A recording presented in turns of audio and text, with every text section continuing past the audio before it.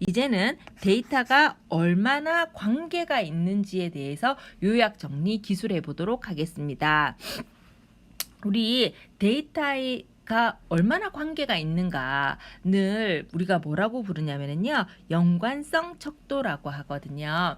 그런데 이게 이 연관성 척도는 이게 보통 학부를 나온 사람보다 대학원까지 졸업한 사람들이 그래도 아는 게 좀 더 많잖아요. 그런데 이 연관성 척도만은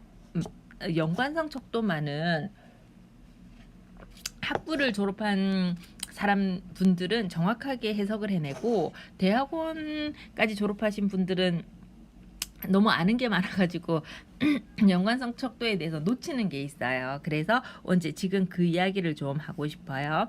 뭐 연관성 척도에 대해서 한번 해볼까요? 우리가 이제 보통 키가 크면 몸무게가 많이 나간다, 뭐 이러면 이제 이렇게 생겼으면은 키와 몸무게는 상관관계가 있다, 이렇게 보는 거죠. 혹은 어떻습니까? 공부하는 시간에 따라서 성적이 높아진다. 그러면 공부 시간과 성적은 상관관계가 있는 거겠죠. 그죠? 그럼 노는 시간과 성적은 어때요? 노는 시간이 길어지면 성적은 떨어진다. 이런 상관관계가 있겠네요. 그죠? 우리가 지금부터 배울 어떤 상관관계는 어떤 상관관계만 배우냐면은, 지금부터 배울 어떤 식으로부터는 어떤 상관관계만 배우냐면은 선형 상관관계만 배웁니다. 너무 중요해요. 선형 상관관계만 배웁니다. 그리고 그 선형 상관관계를 계산해내는 값은 공분산, 코베리언스하고 코릴레이션 코에피션트라고 불리우는 상관계수, 이 두 가지를 배울 거예요.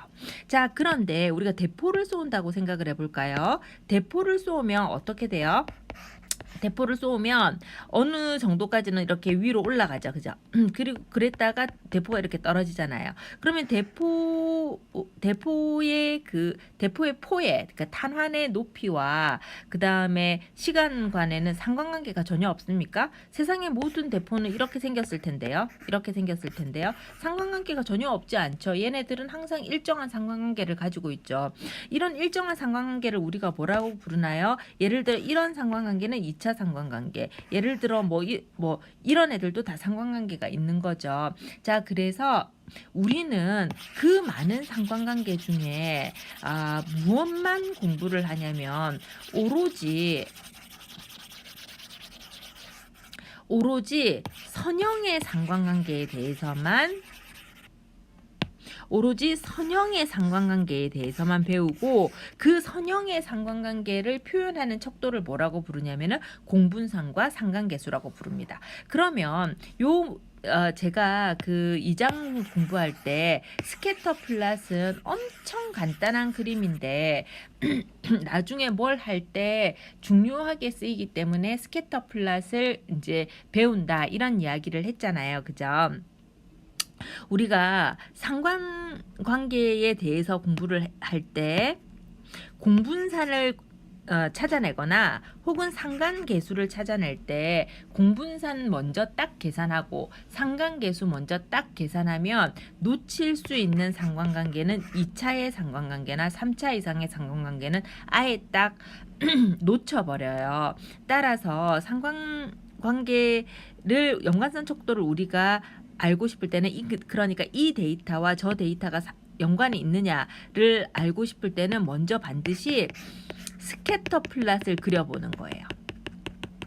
스캐터 플랫을 그려봐서 좀 양의 상관관계가 있을 것 같은데 싶을 때 공분산이나 상관계수를 계산을 하는 거고요.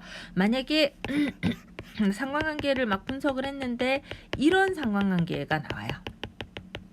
그러면은 얘는 공분산이나 상관계수로는 절대로 이 관계를 찾아낼 수 없습니다. 따라서 우리는 선형의 상관관계에 대해서만 지금부터 이야기를 하려고 해요.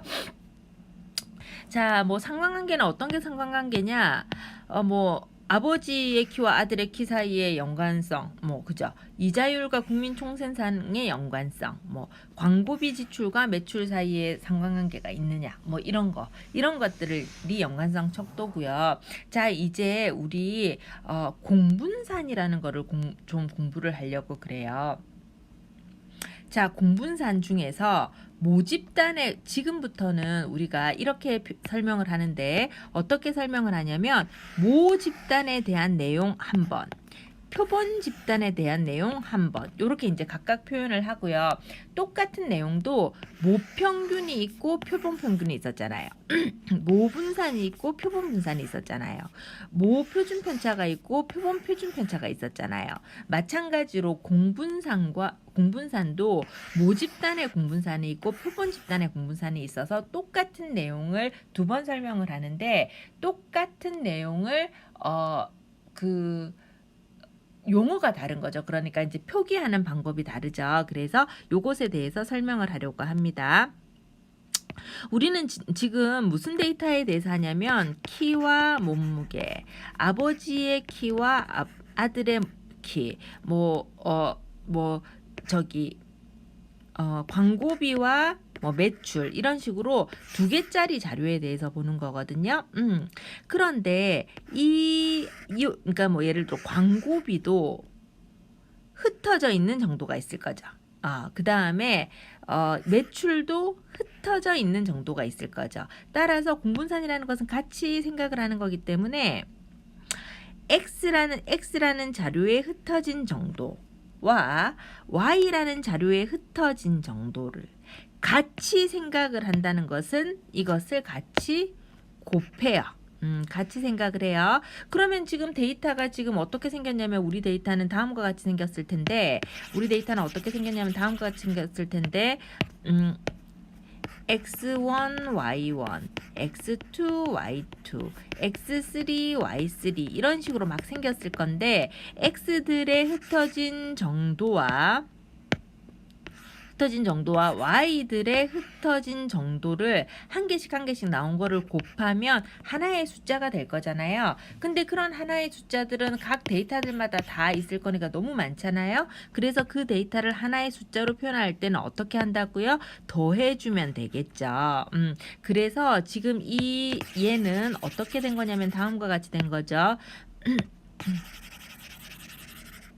어떻게 된 거냐면은 X의 데이터에 흩어진 모집단이에요. 흩어진 정도와 Y의 데이터에 흩어진 정도를 표현을 하는데 너무 많으니까 이것을 다 더해서 하나의 숫자로 표현을 하면 좋은데 이 하나의 숫자로 표현된 것이 자기 자신의 크기를 아직 반영하지 못했기 때문에 자기 자신의 크기로 반영을 해주면 그런데 이 모집단이니까 빼기 1 하지 않고 라지 n으로 그냥 두면 이것이 무엇이 되냐면은 X와 Y의 공분산이 되는 거예요. 어머 이상하다는 생각이 들죠. 무슨 이상하다는 생각이 드냐면 아까 얘 제곱을 하면 분산이고 이것의 스퀘어 루트 값을 쓰면 이거는 표준 편차라고 해서 시그마의 제곱은 모 분산, 그 다음에 시그마는 모 표준 편차라고 했는데 왜 지금은 공분산이라고 해놓고 제곱을 쓰지 않나요? 이런 이제 생각이 들죠. 지금은 사실은 우리가 이 무풀방지위원회처럼 영방지위원회가 뜨지 않았잖아요. 왜냐하면 얘하고 얘를 한꺼번에 각 그 데이터들마다 X1, Y1 데이터, X2, Y2 데이터마다 하나씩 다 서로 이질적인 값을 곱하기 때문에 0이 등장하지 않거든요. 그래서 제곱을 하지 않아요. 그래서 데이터가 원래의 흩어진 정도보다 과도하게 반영이 되지 않아요. 따라서 요 값을 그대로 흩어진 정도로 받아들이면 되거든요. 따라서 이 값을 우리가 제곱을 쓰지 않고 모집단의 공분산이라고 표현을 합니다. 뮤는요, 뮤 x는 x의 목평균이고요. 뮤 y는 y의 목평균이죠. 자, 이렇게 계산된 공분산이 0보다 크면 x와 y는 양의 선형 상관관계를 갖는다고 그러고요. 이렇게 계산된 공분산이 0보다 작으면 x와 y는 음의 선형 관계를 갖는다고 부르고요. x와 y가 0이면 x와 y는 관계가 없는 것이 아니고요. 선형 관계를 갖지 않는 것이라고 해석됩니다. 자, 이러면 이제 이게 학생들이 항상 맨날 틀리고 저도 시험 볼 때 TF 문제로 많이 내는 문제인데 아까도 이야기했듯이 우리가 공분산을 볼 때는 뭐만 공분산이 계산을 해주냐면 선형관계만 계산을 해줘요. 그래서 요렇게 생긴 공분산을 계산을 해서 0보다 크다고 해서 양의 관계가 있는 것이 아니고 양의 선형관계가 있는 거고요. 0보다 작다고 해서 음의 관계가 있는 게 아니라 음의 선형관계가 있는 거고요. 0이라고 해서 아예 관계가 없는 게 아니에요. 이거는 그냥 선형관계가 없는 거예요. 따라서 우리가 이런 공분산을 계산해 보기 전에 뭐를 하냐면 데이터들의 스캐터 플롯을 그려서 선형관계를 생각해 볼 만하다. 혹은 데이터를 그렸더니 관계는 있어 보이는데 선형관계는 생각해 볼 수 없다. 이렇게 하면 선형관계를 생각해 볼 수 있을 것 같을 때만 우리가 공분산을 생각을 합니다. 됐나요? 자, 이제 모집단의 공분산이 끝났으니까요. 똑같은 얘기를 표본에 대해서도 하도록 할게요. 똑같은 얘기예요. 자, 표본 데이터가 어떻게 생겼냐면 다음과 같이 생겼어요. x1, y1, x2, y2, xn, yn 표본 데이터가 이렇게 생겼어요. 그러면 x들의 표본의 평균은 표본의 평균이니까 x바겠죠. 자, 그 다음에 y들의 표본의 평균은 표본의 평균이니까 y바 이렇게 생겼겠죠. 자, 이제 표본의 공분산 들어갑니다. 표본 공분산은 x 데이터가 흩어진 정도와 y 데이터가 흩어진 정도를 한 개씩 따로 봤더니 너무 많아서 단일한 식으로 표현하기 위해서 시그마 서메이션을 해서 하나의 식으로 표현을 하고, 이렇게 되면 0이 나오지 않기 때문에 제곱을 한다던가 이런 과정 없이 그냥 하나의 단일한 숫자가 생겼다고 생각을 하고, 그러나 지금 얘는 표본이기 때문에 표본은 그 기대값의 일치에 관계되는 문제 때문에, 물론 한 4장인지 5장인지를 가면 정확하게 배우게 될 건데, 그 이유 때문에 스몰 n-1로 나누어 준다 이렇게 이야기를 했어요. 자, 그리고 얘는 모집단의 공분사는 시그마 xy를 쓰는데 표본 집단의 공분사는 이게 그 오타가 난 건데요. 라지 xy를 쓰는 게 아니라 스몰 xy를 사용을 합니다. 그래서 표본 공분사는 SXY로 표현을 하고요. 자, 그러면 똑같은 얘기를 또 반복을 할게요. 표본의 공분산이 0보다 크면 X와 Y는 양의 저스트 관계가 있는 게 아니라 선형 상관관계를 갖고요. SXY가 0보다 작으면 X와 Y는 음의 관계가 있는 게 아니고요. 음의 선형 상관관계를 갖는 거고요. SXY가 0이면은요. X와 Y는 관계를 안 갖는 게 아니고요. 선형 관계를 갖지 않습니다. 따라서 이전에 우리는 뭐를 해봐야 되겠어요? 이 표본 공분산을 계산하기 전에 무조건 우리는 스캐터 플롯을 그려서 얘네들이 선형 관계를 판단해 볼 만한가 안 한가, 혹은 2차나 좀 다른 형태의 상관관계를 갖는 것은 아닌가를 판단을 해보고 이렇게 표본 공분산을 계산을 해봅니다.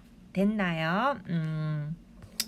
여기 이제 똑같은 내용을 한 번 더 정리를 해 놓은 거예요.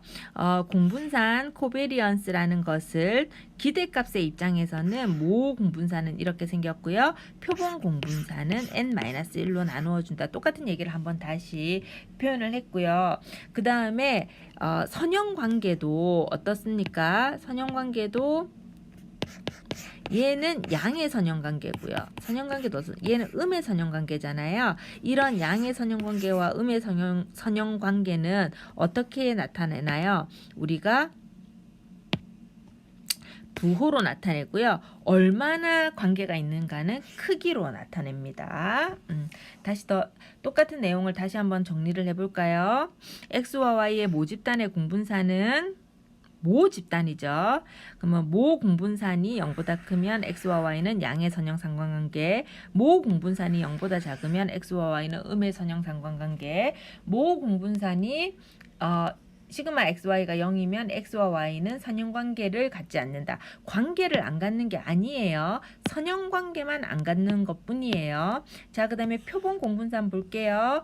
sxy 표본 공분산이 0보다 크면 x와 y는 양의 선형 상관관계를 갖고요.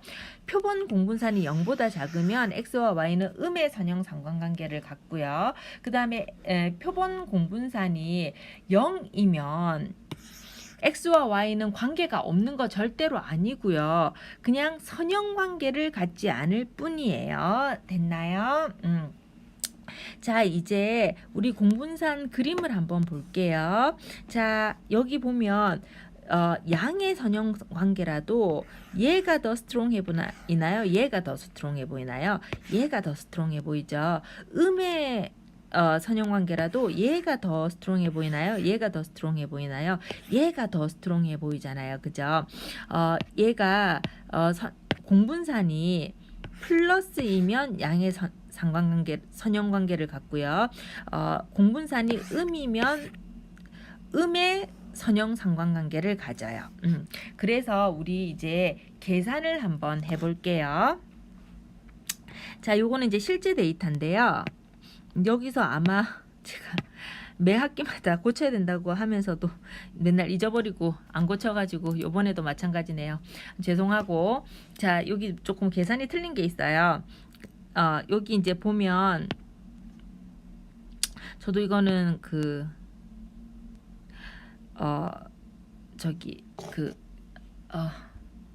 출판사가 준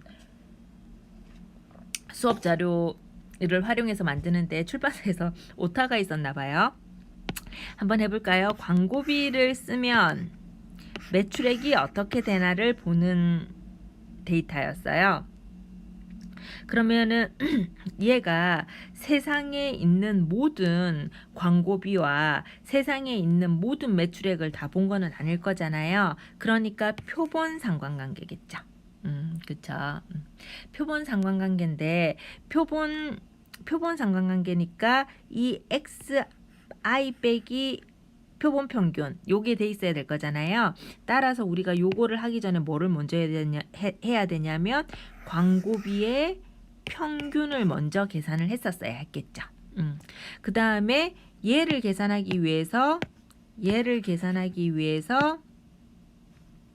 매출액의 평균을 먼저 계산을 했어야 됐겠죠. 다산수 잘하니까 이제 한번 해보고요. 그래서 각각 데이터에서 평균이 아마 10이었나 봐요. 그래서 각각 데이터에서 뺐어요. 그래서 각각 데이터에서 뺀 값을 했더니 이렇게 생겼어요. 그래서 데이터에서 평균을 뺐더니 평균이 10이어가지고 이렇게 계산값이 나왔어요.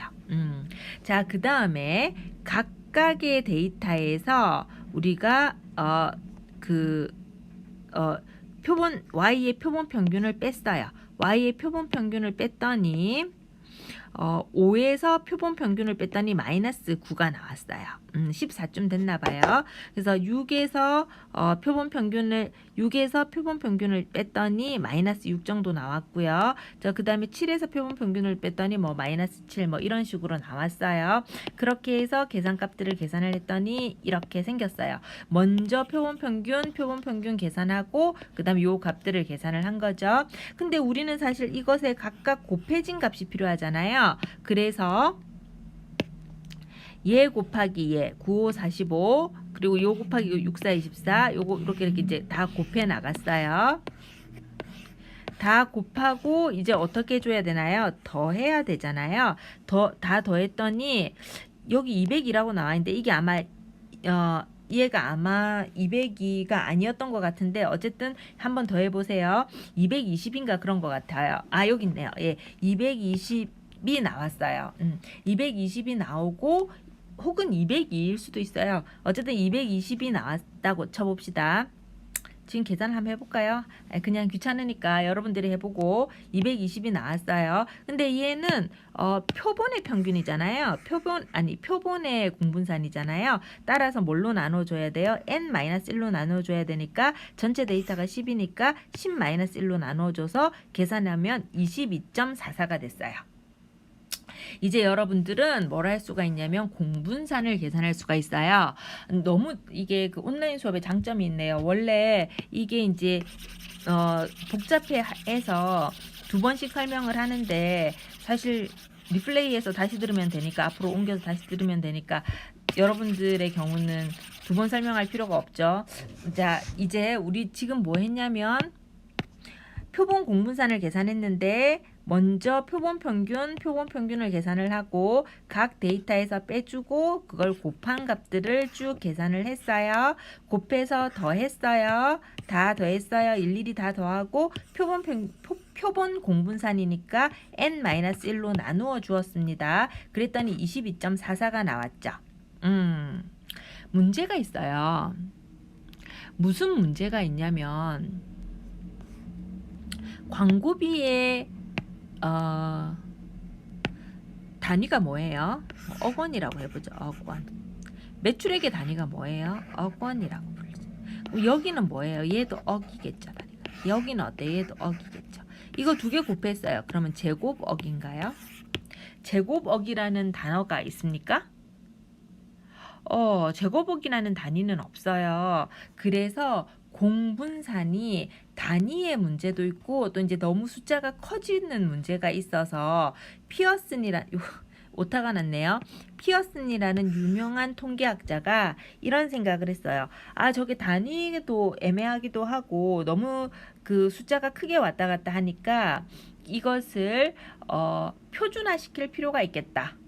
고 생각을 했어요. 그래서 피어슨 상관계수, 구체적으로는 피어슨 곱정률 상관계수라는 계수를 만들어냈습니다. 그래서 지금 이그젬플에서 계산한 피어슨 상관계수가 이것이거든요. 그래서 이 피어슨 상관계수를 한번 우리가 공부하러 가볼게요. 처음에 두 데이터에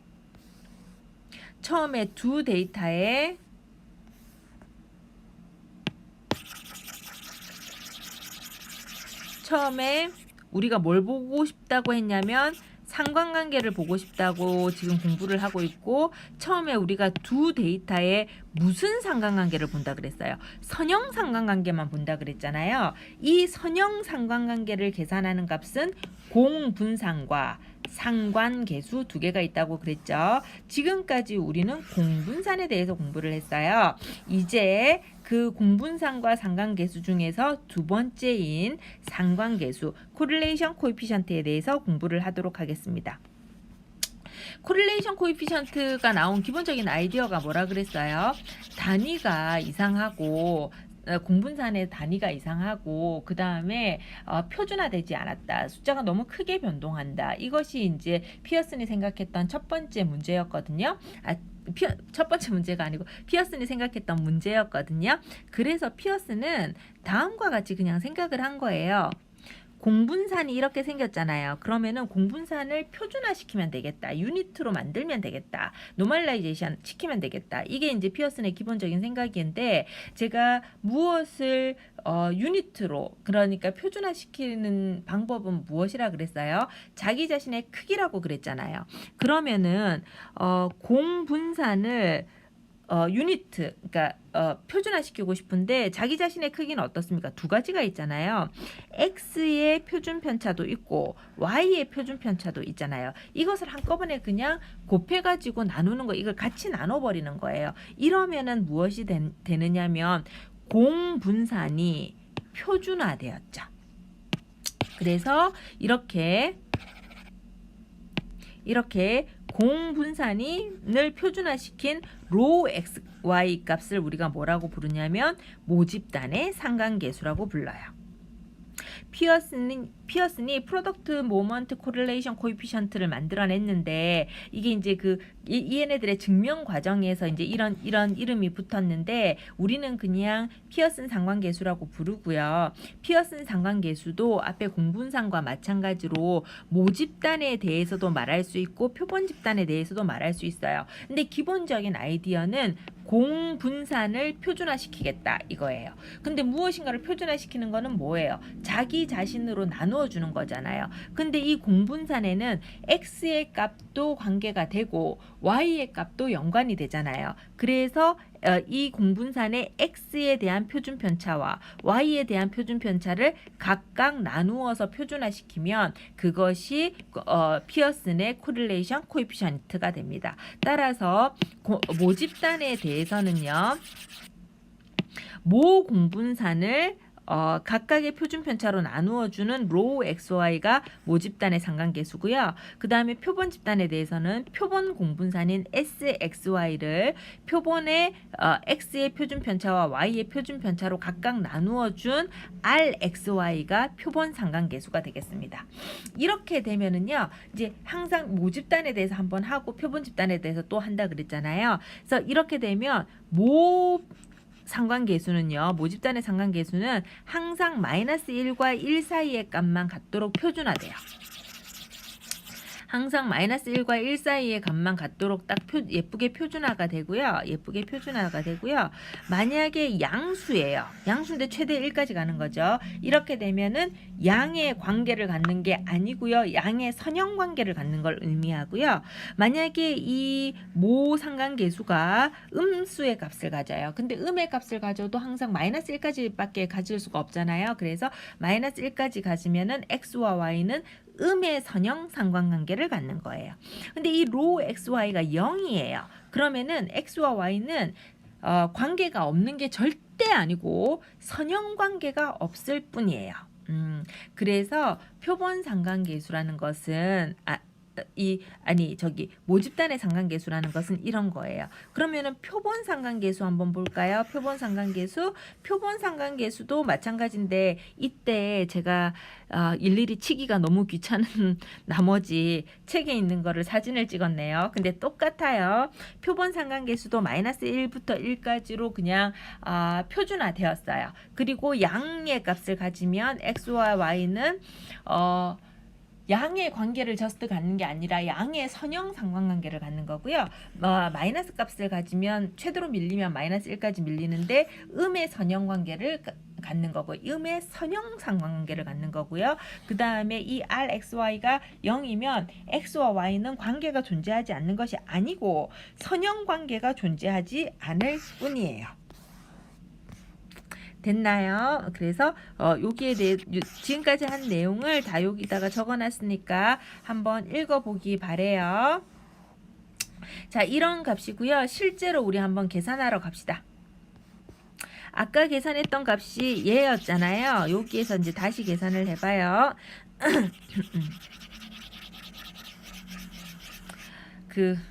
낮에 시끄러워서 건물이 시끄러워서 밤에 방에 남아서 지금 이걸 동영상을 녹음을 하고 있는데 너무 밤이어가지고 목소리가 갈라지네요. 그래도 한꺼번에 이렇게 진도를 나갈 수가 있어서 엄청 좋아요. 서로 상호작용이 안 되니까 일방적 전달이 안 되니까 이런 문제가 있네요. 자, 어쨌든 앞부분은 너무 쉬운 부분이니까 우리 이렇게 수업을 하고 대신에 이해가 안 되면 계속 반복해서 들으면 되니까 그죠? 자, 우리 뭐 했냐면 아까 공분산을 계산했어요.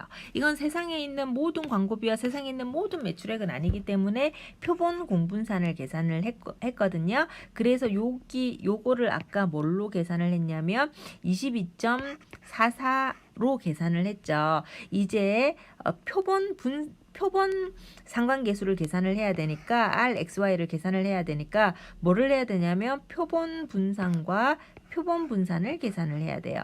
즉 얘의 분산과 이 분산을 어떻게 계산해요? SX는 어떻게 계산을 해요? X 각각 한 개에 표본 평균으로 나눈 값을 제곱을 해서 시그마 서메이션 하고 이거를 뭘로 나눠요? N-1로 나누어서 지금 뭐를 해줘야 돼요? 분산 아니고 표준 편차니까 이거를 루트로 나누어 줘야 되잖아요. 그죠? 이렇게 계산한 값을 계산을 해요. 그러면은 SXY는 어떻게 계산을 할까요? 말씀을 잘못 드렸어요. SY는 어떻게 계산할까요? 마찬가지죠. 이 Y 값들, Y 데이터 한 개를 자기의 평균으로 빼줘요. 빼주고 그걸 제곱을 하고 다 더해요. 그리고 표본이니까 n-1로 나누어 주는데 지금 표준 편차가 필요하잖아요. 분산이 필요한 게 아니라. 따라서 이거를 루트 값으로 나누어 줘요. 요렇게 계산하면 요렇게 계산이 되니까 요 산수값은 여러분들이 계산하는 걸로 해요. 이렇게 계산을 하면 이 상관계수가 어떻게 생겼냐면 0.98이 나오는 거예요. 근데 상관계수는 rxy는 마이너스 1에서부터 1 사이의 값을 갖고 얘가 만약 양수 쪽이면 양의 선형 상관관계를 갖고 얘가 만약 음수 쪽이면 음의 선형 상관관계를 갖잖아요. 그 최대한 가도 마이너스 1과 1 사이까지밖에 못 가는데 0.98이니까 굉장히 큰 선형 상관관계를 갖는 거잖아요.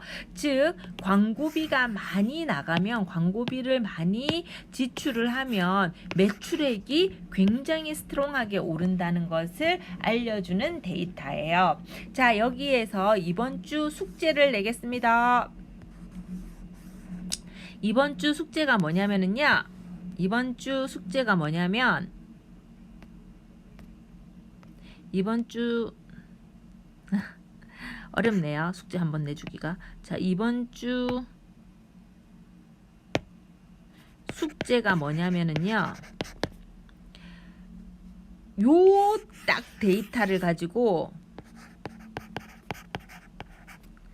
SXY를 계산하고 RXY를 계산하는데 반드시 손으로 계산해서 사진을 찍은 파일을 뭐 스캔을 떠도 상관없겠죠. 파일을 Y색에 업로드 해주세요. 됐나요? 자, 됐어요. 자, 그러면 이거 쓸 자리가 없네. 잠깐만. 쓸 자리를 쓸 자리 여기다 갈까요? 숙제. 이번 주 숙제 이거 말고 또 있는데. 이거 지우고 숙제를 해야 되겠다. 이번 주 숙제. 이게 좋네요. 이게 왜냐면 사실 지금 우리 내용이 이게 엄청 쉬운 내용이어가지고 이공계 학생들한테 진짜 쉬울 거거든요. 나도 다 이해해. 그리고 내가 이공계 너네한테 하고 싶은 얘기가 있는데 나도 이거 수업하기 싫어. 나도 지겨워 죽겠어요. 난 심지어 수학과 출신이야. 얼마나 지겹겠어. 그래도 참고 하잖아. 그러니까 너네도 열심히 들어. 자, 그런데 요렇게 중간에 내면 그 학생들이 숙제를 요 동영상을 다 들었는지 안 들었는지 제가 알 수가 있겠네요. 아하, 이런 꼼수가 있네요.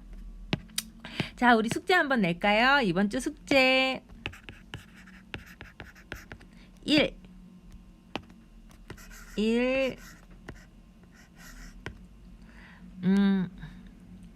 아래 데이터로 어떤 데이터예요? 광고비와 매출액의 상관관계. 아까 오타도 있다 그랬잖아요. 거기 아래 데이터로 SXY와 RXY를 손으로 계산해서 사진 찍어서 뭐 스캔해도 상관없어요. 제출. 계산량이 어마어마할 거예요. 왜냐면 평균도 각자 계산을 해야지, 또 분산도 계산을 해야지, 뭐 빼서 곱해야지, 더 해야지, 뭐 굉장히 계산량이 많아요. 그런데 제가 첫 번째 시간에 얘기했나요? 우리 수업은 조금 계산기가 필요한 수업이라고. 근데 대단한 계산기는 필요 없고, 그 다음에 시험 칠 때도 계산기 들고 와야 되거든요. 제가 그 얘기를 안 한 것 같기도 하고 한 것 같기도 하고 기억이 안 나나요? 자, 어제 일도 기억이 안 나요. 자, 그래서 우리 수업은 생각난 김에 그냥 얘기하죠. 우리 수업은 계산기가 필요하거든요. 근데 그 계산기가 막 되게 좋은 계산기일 필요는 없고 쌀집 아저씨 계산기 같은 그런 계산기여도 상관없어요. 그렇지만 어쨌든 손으로 계산하려면 힘드니까 계산기를 들고 오는 걸로 하겠습니다. 자, 어쨌든 그렇고요. 이제 숙제 낸 김에 두 번째 숙제를 내볼게요. 자, 우리 두 번째 숙제는 다음과 같은 데이터를 제가 여러분들한테 드리도록 하겠습니다. 어떤 데이터냐면 뭐 어떻게 할까? 65, 60, 12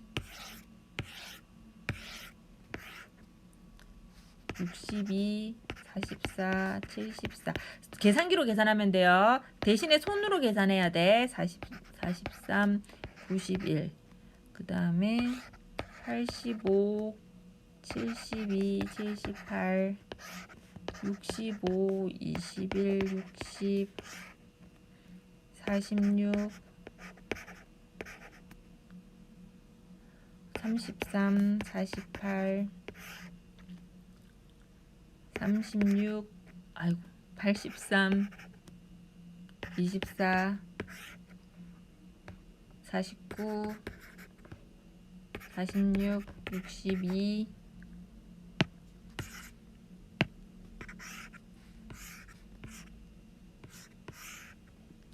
뭐 81 64 54 76 49 97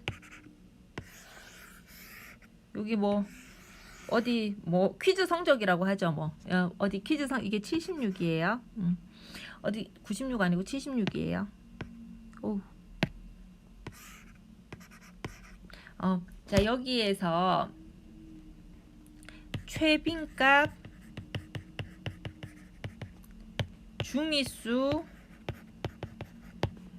아랫사분위수, 윗사분위수, 최대값 구하시고요.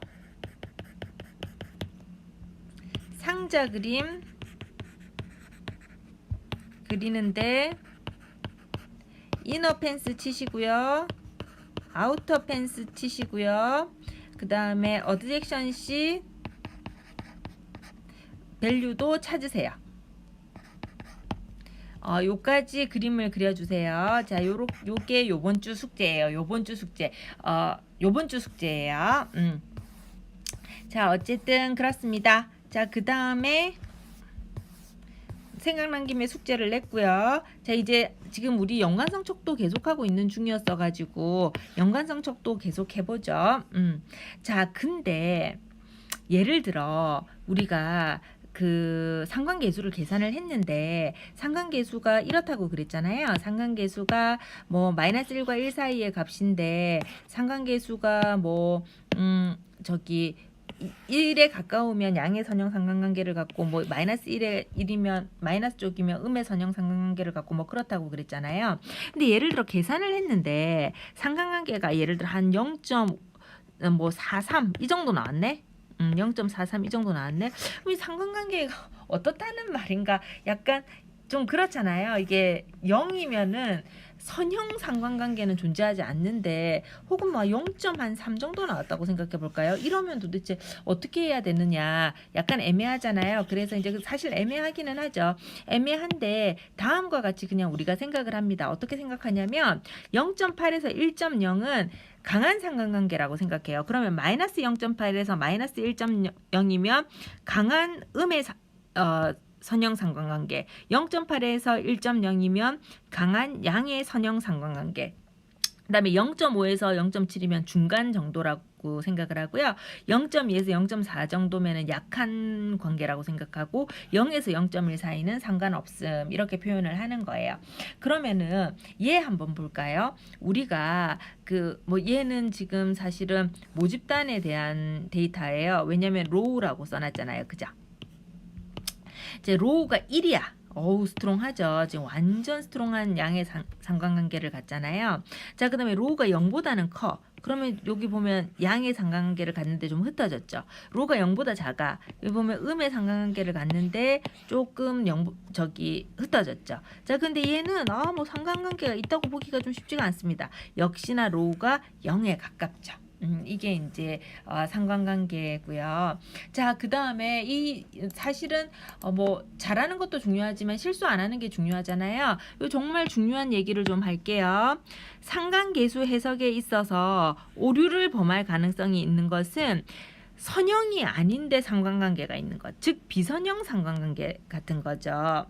상관계수 이런 애들 지금 한번 볼까요? 이런 애들 너무 스트롱하게 2차 상관관계가 있잖아요, 그죠? 근데 이거를 상관계수만 딱 보면은 상관계수가 0이에요. 그러면은 상관계수만 딱 먼저 뽑아보면, 즉 이런 스캐터 플랫을 먼저 안 그려보고 상관계수만 먼저 딱 뽑아보면 상관계수 0 상관없네 이럴 수 있단 말이에요.